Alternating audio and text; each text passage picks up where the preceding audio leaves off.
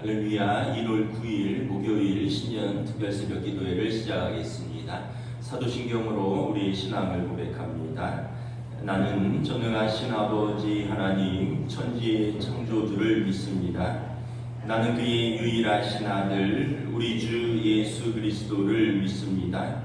그는 성령으로 잉태되어 동정녀 마리아에게서 나시고 본디오 빌라도에게 고난을 받아 십자가에 못 박혀 죽으시고 장사된 지 사흘 만에 죽은 자 가운데서 다시 살아나셨으며 하늘에 오르시어 전능하신 아버지 하나님 우편에 앉아 계시다가 거기로부터 살아있는 자와 죽은 자를 심판하러 오십니다. 나는 성령을 믿으며 거룩한 공교회와 성도의 교제와 죄를 용서받는 것과 몸의 부활과 영생을 믿습니다. 아멘. 찬송가 411장 찬양하시겠습니다. 찬송가 411장입니다.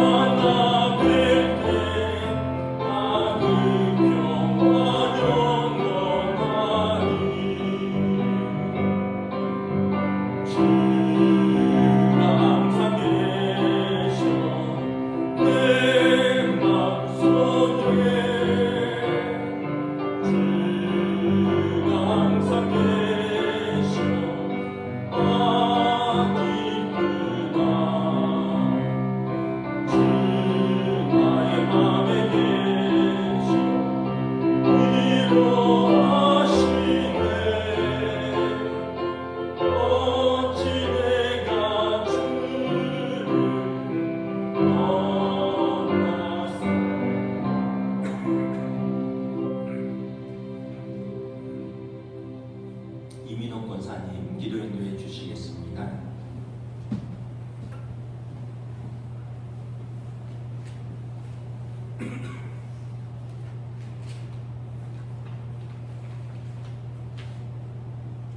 할렐루야. 사람이 마음으로 자기의 길을 계획할지라도 그의 걸음을 인도하시는 이는 여호와시니라. 좋으신 하나님 아버지, 우리에게 2025년 새해를 맞이하게 하시고 신년 특별 새벽 예배로 드리게 하시니 감사합니다. 늘 부족한 저희를 지난 한 해 동안 요모종으로 지켜주셨고 때로는 힘들고 외롭고 지친 우리의 삶을 주님의 사랑과 은혜로 품어주시니 더욱 감사를 드립니다. 올해는 하나님 기준에 맞춰 따라가는 모세의 온유함을 우리도 본받아 어디에서나 본이 되는 삶이 되기를 원합니다. 사랑이 없으면 아무것도 아니며 사랑은 오래 참으며 사랑은 언제나 온유하며 머리로는 쉽게 이해하지만 실천하며 살아가기는 참 어렵습니다. 그렇지만 우리 하나님께서 함께 해주실 때 능치 못함이 없을 줄 믿습니다. 이 시간에도 육신의 아픔 때문에 고통받는 자, 경제적으로 어려움에 처해 힘들어하는 자들 주님의 형통한 복을 받게 하옵소서. 어지러운 이 나라를 하루빨리 안정되게 하셨고 우리 동원의 모든 성도들 강건함으로 축복받게 하옵소서. 이 시간 말씀 전하시는 박은성 목사님 영육간에 강건하게 해주시며 목사님 가정도 늘 축복해 주시옵소서. 올해도 우리의 삶을 이끌어 주시고 보장해 주실 것을 믿고 느끼며 사는 한 해가 되기를 소망하며 좋으신 예수님 이름으로 기도드립니다. 아멘.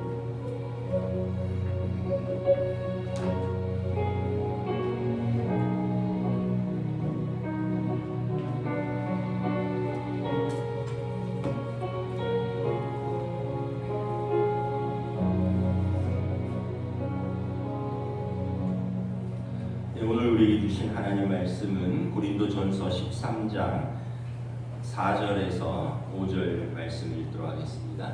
고린도전서 13장 4절 5절입니다.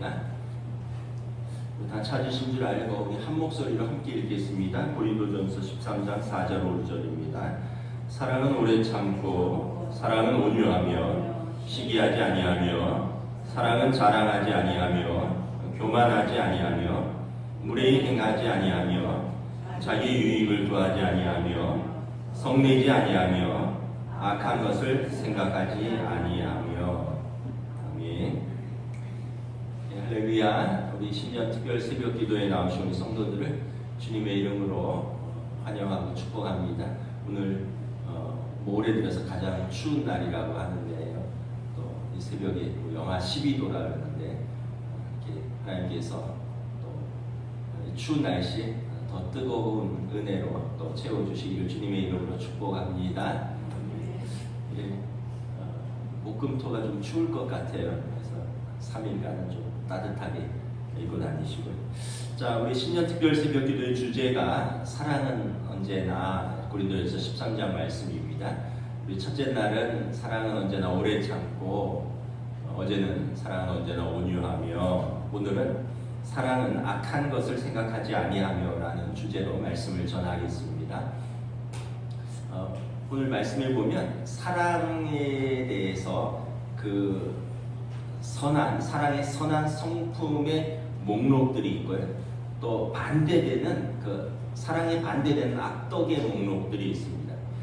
사랑은 오래 참고 온유하며 선한 것이죠. 그리고 7절에 모든 것을 참으며 모든 것을 믿으며 모든 것을 바라며 모든 것을 견디느니라 사랑의 미덕들입니다. 이제 오늘 읽었던 본문들 4절 5절에 그런데 자랑하지 아니하며 교만하지 아니하며 무례히 행하지 아니하며 자기 유익을 구하지 아니하며 성내지 아니하며 이런 것들은 악한 것들이다. 사랑에 반대되는 악덕의 목록들입니다. 시기, 자랑, 교만, 무례함, 자기 유익을 추구함, 성냄. 이 한 가지 한 가지가 각기 다른 독립된 악덕의 목록이라기보다는 이렇게 다 연결돼 있죠. 시기하면 자랑하게도 있고, 자랑한 사람 교만한 거고요. 교만하니까 무례하고요. 그리고 이런 무례한 사람들은 자기 유익만 추구하고, 자기 유익을 추구하니까 성내고 분내고, 그러다 보니 사랑과는 정반대되는 그런 목록들이 이렇게 나와 있는 것을 볼 수 있습니다. 그래서 5절 하반절에 보면 사랑은 이러한 악한 것을 생각하지 아니한다. 뭐 간단하게 하나씩 좀 짚어보면 시기하지 아니하면, 시기가 뭐예요? 배가 아픈 거죠. 우리 한국 사람들은 배가 고픈 건 참아도 배가 아픈 건 못 참는다, 뭐 이런 말이 있잖아요. 사촌이 집을 샀으면 나랑 크게 관계 없는데도 뭔가 배가 아픕니다. 그러다가 집값이 떨어졌다는 이야기를 들으면 뭔가 약간 안도의 그런 마음이 드는, 그런 것은 왜 그럴까요? 칸트가 말했습니다. 친한 친구의 고통에는 마냥 아프지만은 않은 무언가가 있다. 이 무언가를 우리 표현으로는 고소하다고 합니다. 친한 친구의 고통에 마냥 아프지 않은 무언가가 있다는 거예요. 참 인간의 죄성인데 우리 고소하다라는 거죠. 크게 맛이 느껴지지 않지만 분명히 나를 즐겁게 해주는 그 맛. 누군가의 고통을 보면서 고소해야 합니다. 나랑 크게 상관이 없는데도 그렇죠. 이게 이제 우리 안에 있는 시기, 질투의 마음입니다. 자랑하는 마음이 이렇게 있습니다. 자랑은 몇 년 전에 TV 광고에 나왔던 카피 문구입니다. 요즘 어떻게 지내냐는 친구의 말에 그랜저로 답했다. 누군가 여러분 외제차에서 폼나게 내리는데 이걸 우리는 하차감이라고 합니다. 자랑은 단순히 누군가에게 잘 보이고 싶은 겁니다.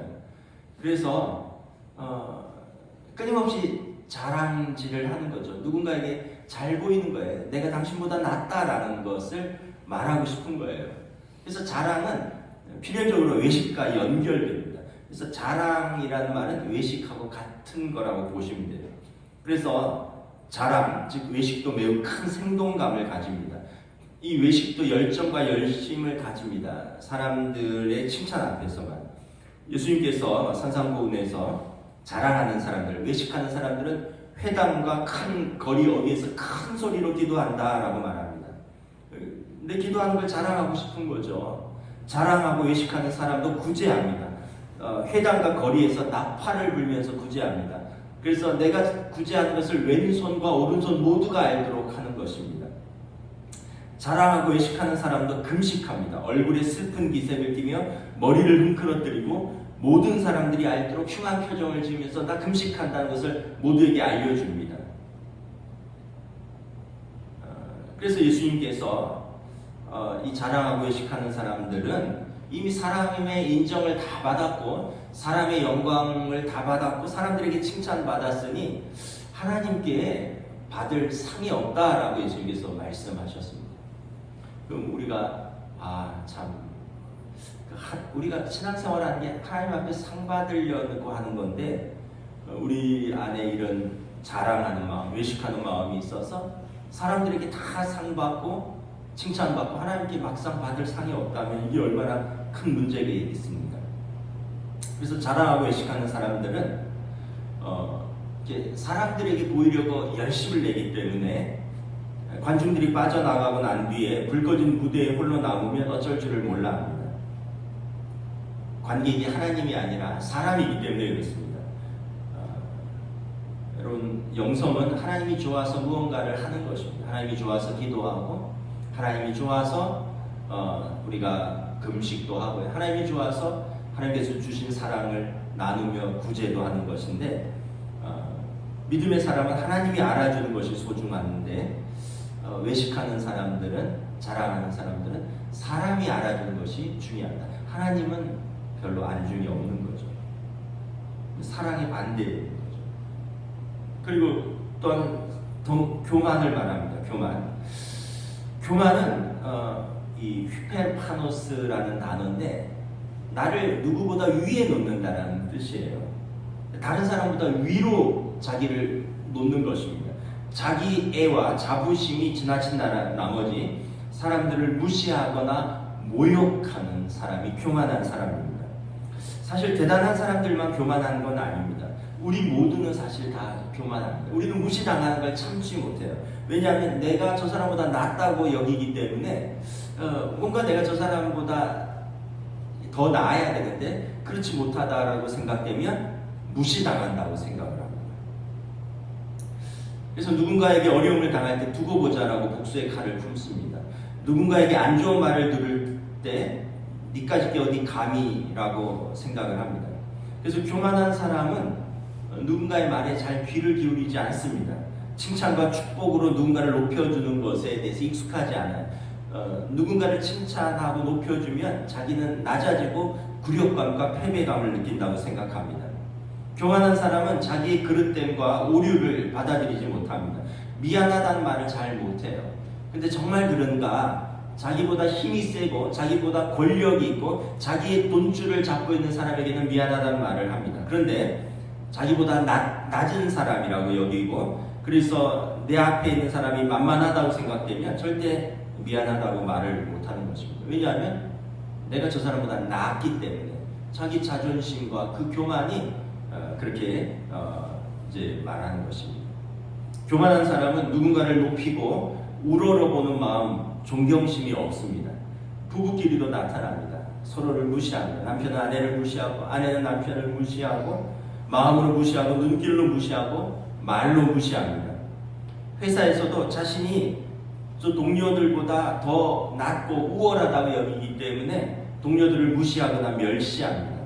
뭐 일을 저렇게 하냐고, 저렇게 할 바에는 무슨 저렇게 하면서 돈을 받냐고, 동료들을 무시하고 멸시합니다. 말투에서 묻어납니다. 교회에서도 자기보다 열심히 못하는 사람들을 무시하면서 은밀하게 우월감을 느낍니다.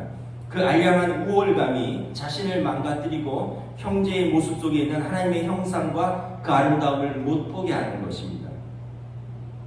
예수님 말씀하신 것처럼 자기 눈에 있는 대들보는 못 보고 남의 눈에 있는 티만 보는 사람들이 교만한 사람입니다. 그래서 교만은 자기 자신을 섬기는 것입니다. 그래서 교만은 우상 숭배입니다. 또 무례행하지 아니하며, 교만은 무례함으로 연결됩니다. 무례함은 예의가 없는 것이죠. 여러분, 정중한 사람이 있고 무례한 사람이 있습니다. 무례한 사람은 예의가 없습니다. 무례하니까 예의를 지키면서 자신의 의견을 전달하는 방법을 모릅니다. 무례한 사람은 내면이 단단하지 못한 거예요. 그래서 자기 열등감을 소위 꿀리고 싶지 않은 마음을 무례함으로 표현하는 것입니다.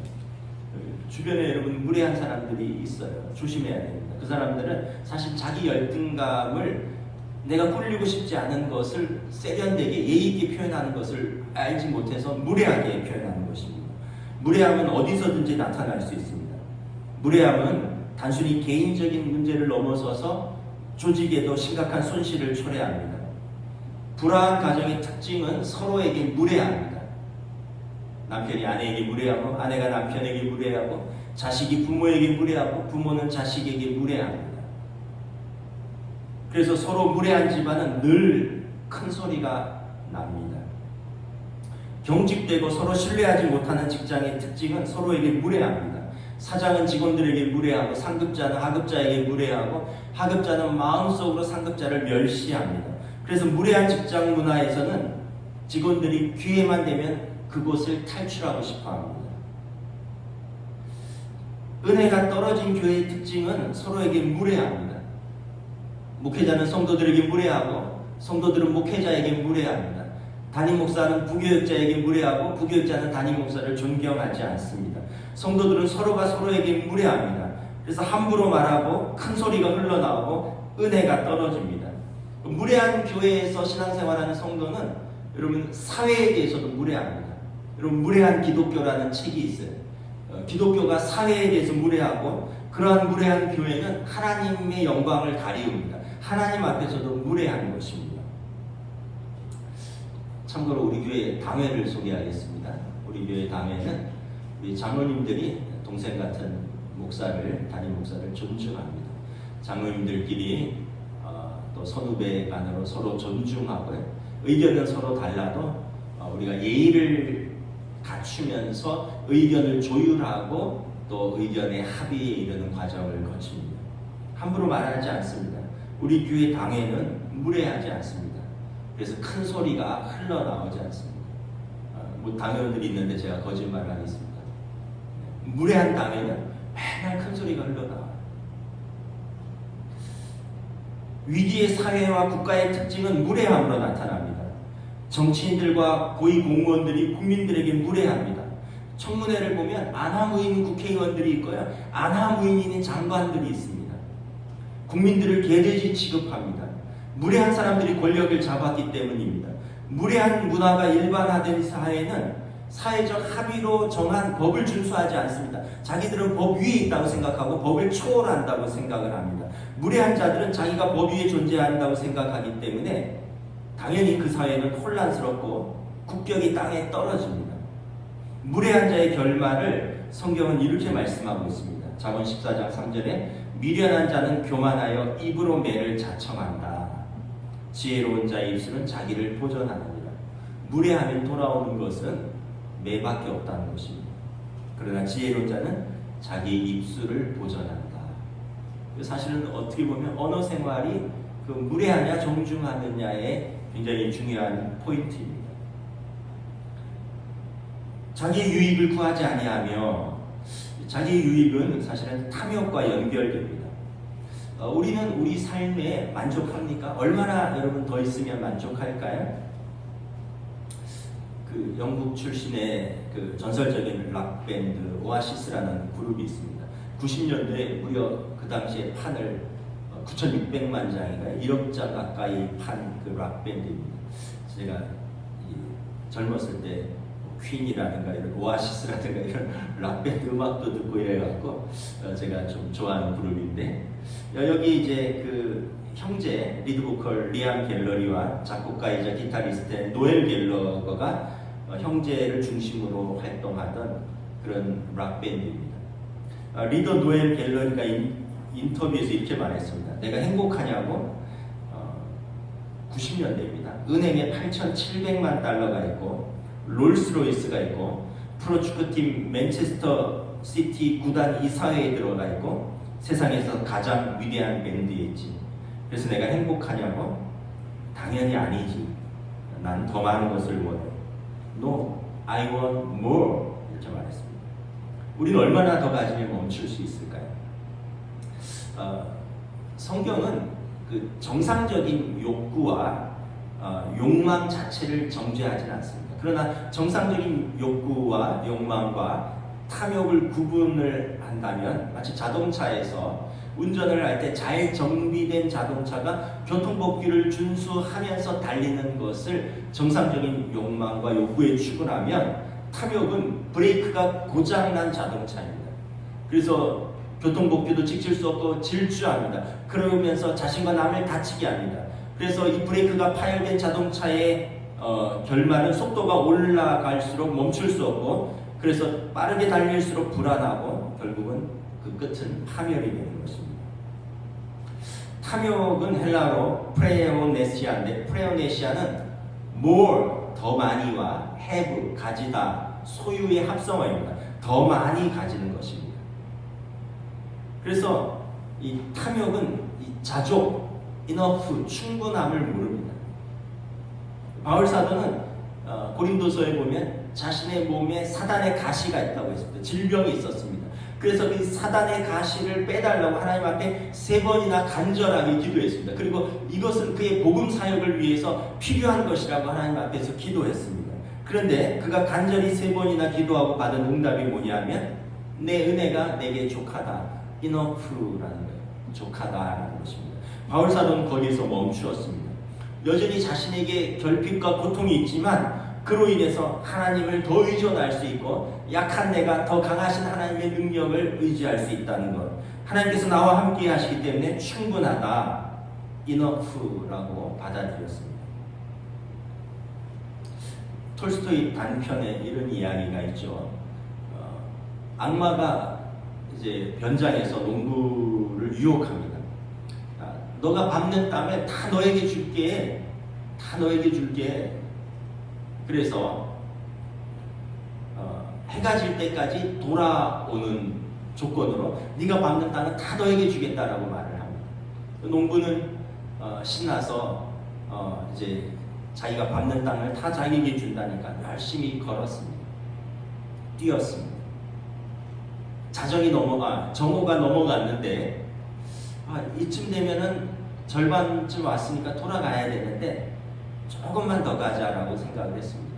조금 더 갔습니다. 그러다가 해가 질 때까지 돌아와야 된다는 조건이 있기 때문에 돌아가는데 너무나 먼 거리를 온 거예요. 그래서 뛰었습니다. 죽을 만큼 뛰었습니다. 그리고 도착했습니다. 해가 지기 전에 간신히 도착했는데 힘들어서 죽어버리고 말았습니다. 결국 그가 가진 땅은 자기 키만큼의 묻힐 땅밖에 없었다고 그 소설은 말하고 있습니다.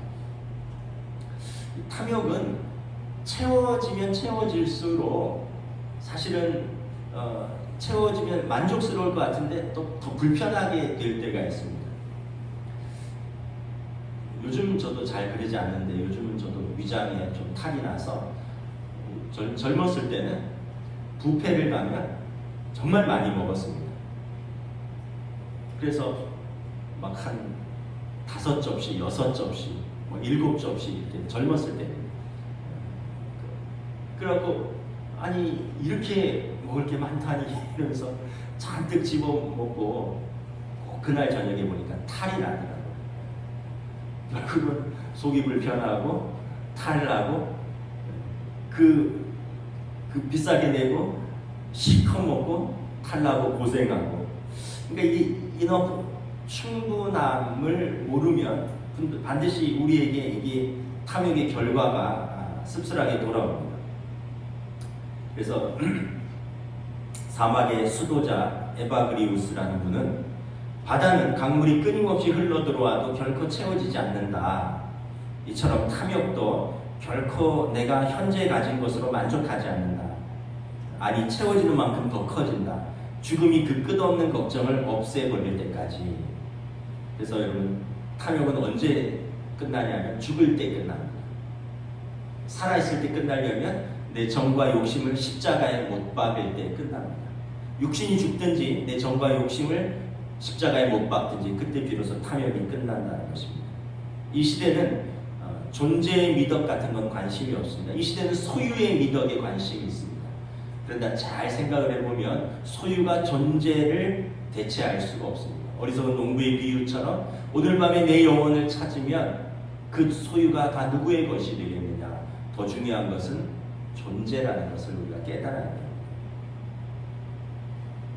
성내지 아니하며,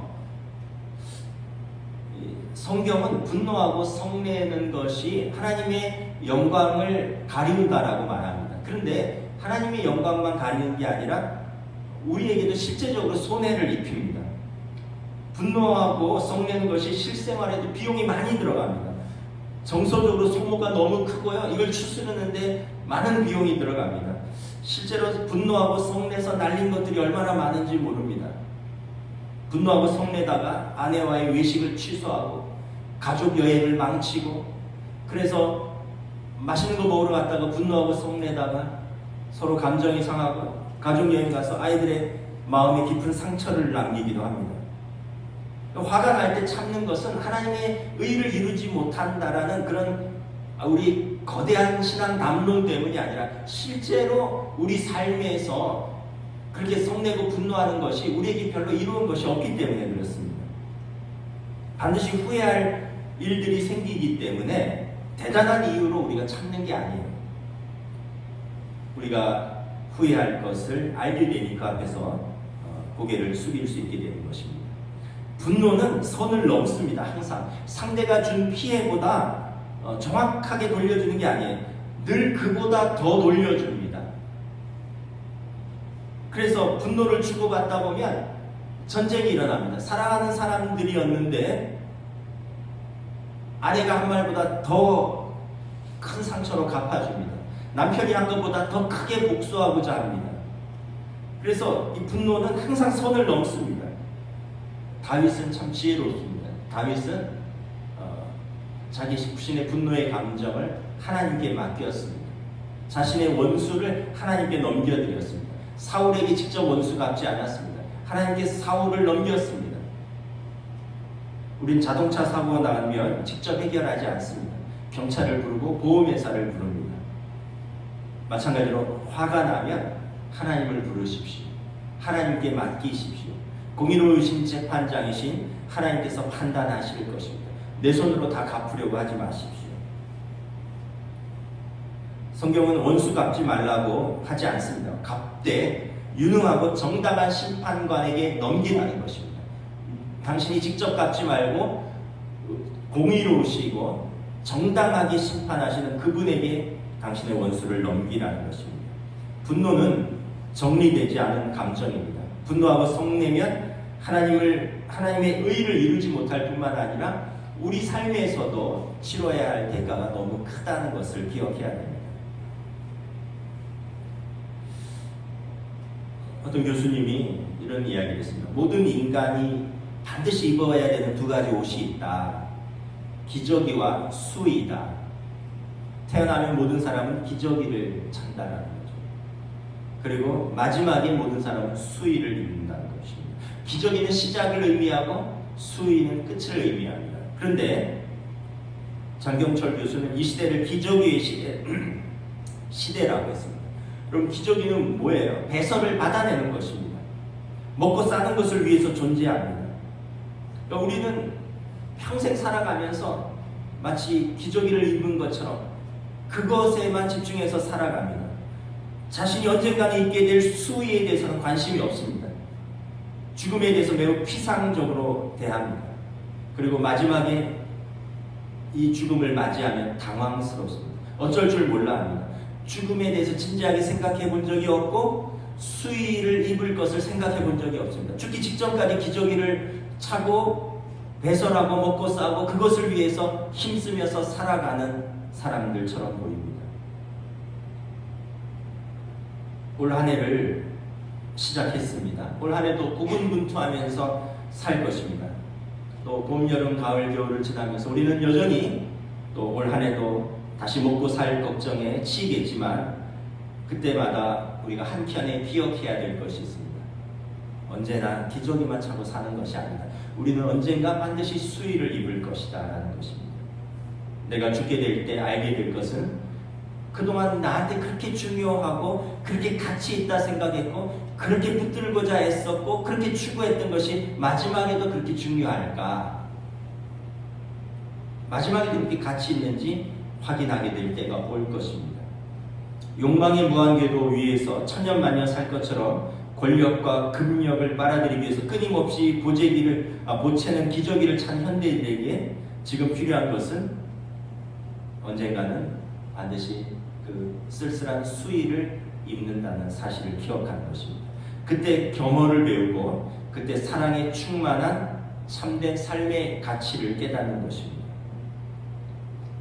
사랑은 오래 참고 온유하며 사랑은 모든 것을 믿으며 모든 것을 바라며 모든 것을 견디느니라.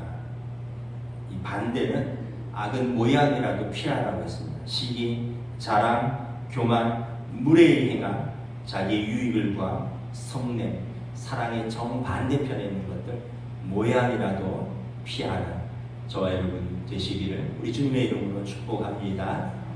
기도하겠습니다. 이제 함께 기도할 때 사실 이 거창한 악 같지만 사실 우리 모두에게 다 조금씩 있는 것입니다.